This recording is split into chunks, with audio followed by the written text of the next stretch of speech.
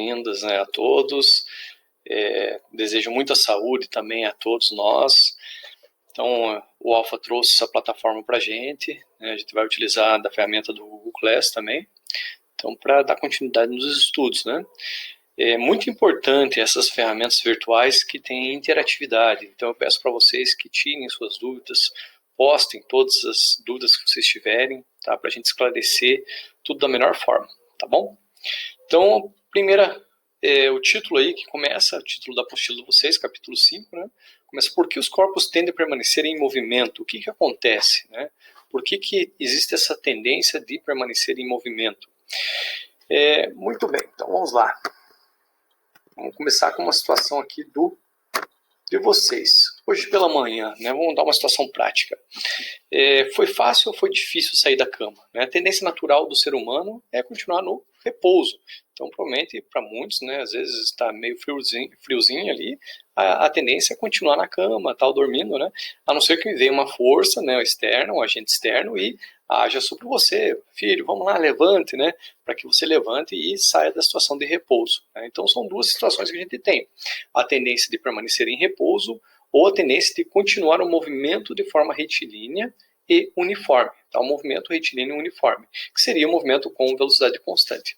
Da onde que surgiu tudo isso? Né? Então começou lá com Aristóteles. Aristóteles afirmava que se soltasse um objeto do alto de um mastro de um navio, né, de um barco, uma embarcação, esse objeto cairia no pé do mastro, independente da situação que acontecesse, esse objeto somente cairia no pé do mastro. Tá?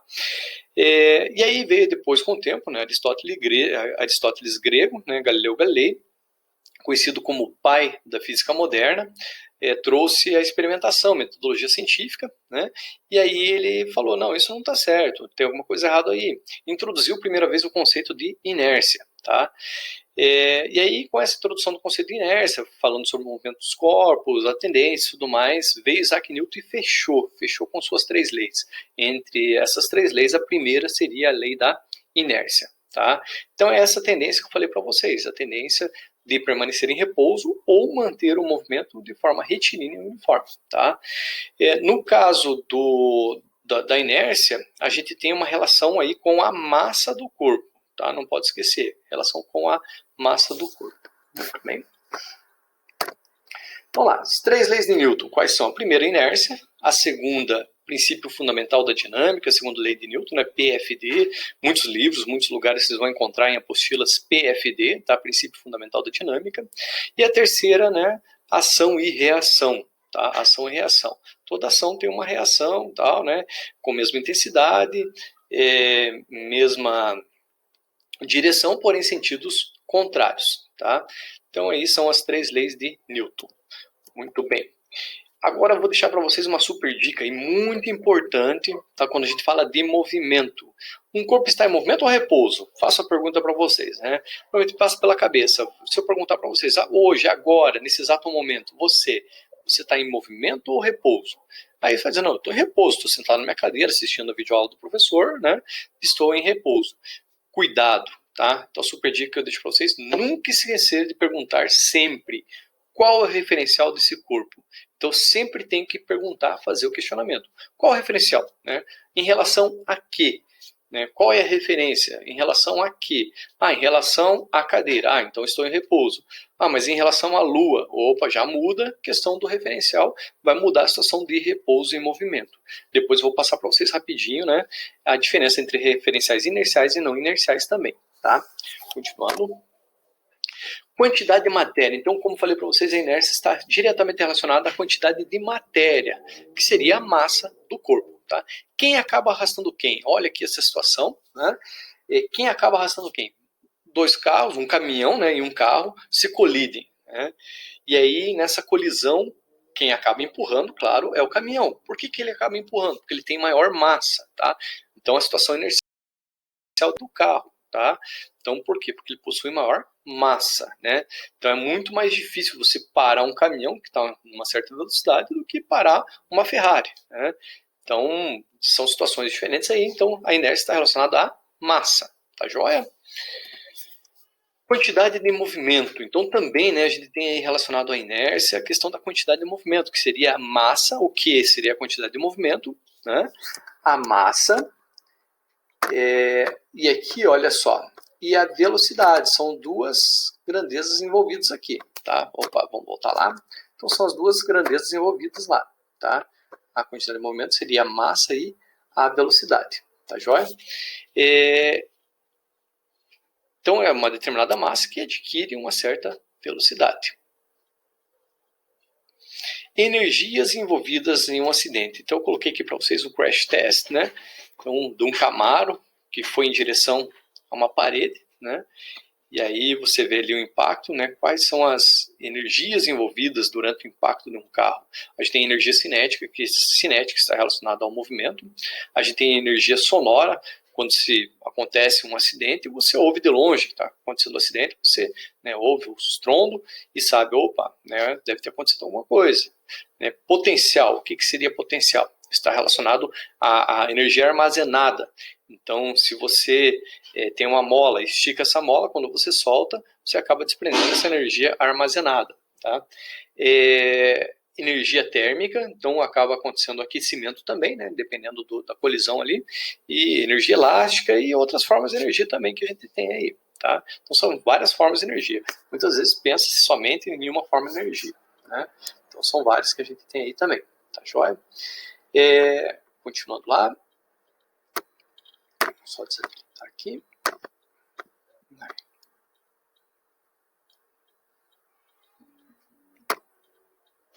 Muito bem, Aristóteles, Galileu e Newton. Tá? Então, as situações entre referencial inercial e não inercial. Principal diferença entre sistema inercial, sem aceleração, velocidade constante. Tá? Então, inercial está relacionado a sem aceleração, velocidade constante. Muito bem. Geralmente, para a gente analisar um sistema inercial, a gente olha no micro, olha só no espaço, no entorno, fica muito mais fácil. E aí, quando a gente acaba olhando no macro, uma situação maior, a gente tem que considerar sistemas não inerciais. Tá? Por que isso? Por exemplo, se eu analiso só uma situação na minha casa, tal, paro, só minha casa, estou parado na mesa, tal, né, sentado na cadeira, e aí o que acontece? Eu não tenho um sistema acelerado, todos estão em repouso, tá, em relação à casa, então por isso acaba sendo inercial. Não inercial, já possui aceleração. Tá? Então você em um carro, variando a velocidade, você tem uma aceleração, a velocidade muda. Tá? Já no sistema inercial, a velocidade é constante, sempre o mesmo valor. Tá bom? Então você pode ter velocidade igual a zero, nula, né? Ou você pode ter a velocidade variando de maneira constante. Tá? Variando não, desculpe, sempre constante, não variando. Tá? Ela vai ter sempre o mesmo valor, 10 metros por segundo, 10 metros por segundo sempre. Tá? E então, por isso, sem aceleração, não varia a velocidade. Uma situação que eu coloco para vocês aqui de exemplo de sistema inercial e não inercial. Tá? Então, imagine um homem lá dentro do elevador, é uma situação hipotética, né? Claro que ninguém vai fazer isso, né? Mas um cara lá dentro do elevador, e aí ele faz o seguinte, ele pega, mira num alvo, tá? Tá mirando no alvo, esse elevador está parado, situação de repouso, tá? Mirou no centro do alvo, ele é muito bom, ele vai lá, mira e acerta na área vermelha, no centro do alvo, tá? Agora, se eu movimento esse elevador com velocidade constante, então ele está descendo, velocidade constante, o cara mira de volta na área vermelha e solta a flecha. O que vai acontecer? Ele vai acertar de volta no alvo, se ele é muito bom, ele vai acertar novamente no alvo lá. Tá? Por que isso? Porque a situação de repouso é igual à situação de movimento retilíneo uniforme. Então seria o sistema inercial. Agora, se eu estou descendo, né, o elevador acaba descendo em queda livre, uma aceleração da gravidade, vai aumentando a sua velocidade. Quando ele mira no alvo, na área vermelha, lança a flecha, essa flecha não vai atingir o mesmo local que ele mirou. Vai mudar a sua posição. Tanto subindo quanto descendo. As duas situações, se tem aceleração, ele não consegue acertar no local onde ele está mirando. Tá?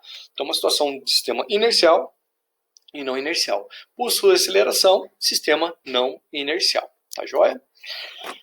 Lá tem a força Coriolis, né, lá na apostila de vocês. Eu vou passar assim de maneira bem rápida, né? Então, para a gente não perder muito tempo nisso daqui, não é algo que cai tanto assim, né, nas provas, mas Vamos colocar lá para vocês. Olha lá, estão vendo o Bart, né? Bart Simpson, né? Ele está olhando para o vaso sanitário e está vendo, formando uma espécie de um turbilhão ali, né? Um redemoinho, né? E aí o que está acontecendo? Tem um sentido, horário ou anti-horário. Alguns dizem que a pia, né, mais para o norte, né, do mundo, gira num sentido, mais para o sul, no outro sentido, tá? Mas resumindo, o que acontece? A gente tem ciclones, por exemplo, né? Na região sul, no extremo sul, o que vai acontecer? Esses ciclones, né, eles vão girar no sentido horário. Já no extremo norte, sentido anti-horário, tá joia? Então, no sentido anti-horário, tá joia? E no extremo sul, sentido horário. Norte, sentido anti-horário, tá joia? O que seria isso? Então, vou resumir para vocês. Um objeto em queda livre, tá? A força Coriolis, o que ela vai fazer? Ela vai desviar esse objeto, tá?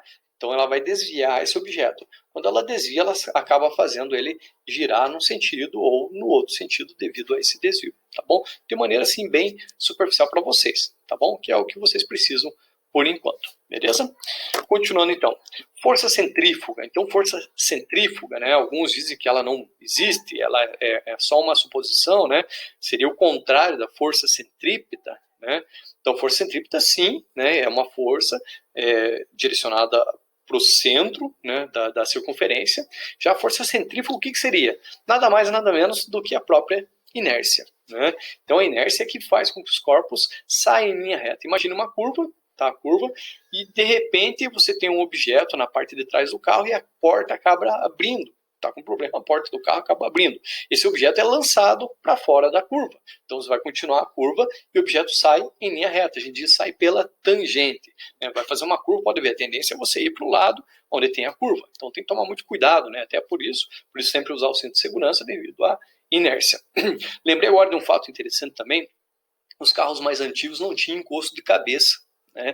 E aí, às vezes acontecia, né, dos motoristas estarem com o carro, vinha outro carro na parte de trás do seu carro e batia. O que acontecia? O corpo ia para frente com o assento, mas a cabeça acabava deslocando o pescoço. Né? Então tinha esse problema também. Por quê? Devido à inércia, a tendência é de ficar em repouso. Não foi aplicado força na cabeça, somente nas costas, junto ao banco. Então o que acontecia? Acabava deslocando daí. Tá bom? Então isso está relacionado à inércia. A mesma inércia faz com que os objetos saiam em linha reta. Tá? Aqui eu coloquei dois exemplos para vocês. Um desse brinquedo, né, dos parques de diversões. Um exemplo bem clássico também da força centrífuga, né, seria o Globo da Morte. O pessoal, né, gira com a moto. Como que eles conseguem, né, ficar na lateral, não cair com a moto? Né? Seria justamente isso. A inércia não deixa com que eles caiam. Né? Vai fazer com que eles saiam pela tangente daí, tá? Aqui um ônibus, olha, pense o tamanho do ônibus, né? A massa de um ônibus, e ele consegue ir pela lateral sem escorregar, né? Então aí um outro exemplo. Os carros também, olha, esse carro está bem praticamente em pé. Alguns locais, algumas cidades, né? Eu lembro que indo para Cascavel, se não me engano, tem algumas curvas que ela tem uma certa inclinação. E justamente para isso, né? Para a gente eliminar um pouco a questão da força centrífuga, né? A inércia, fazendo com que a gente seja lançado pela tangente. Tá joia?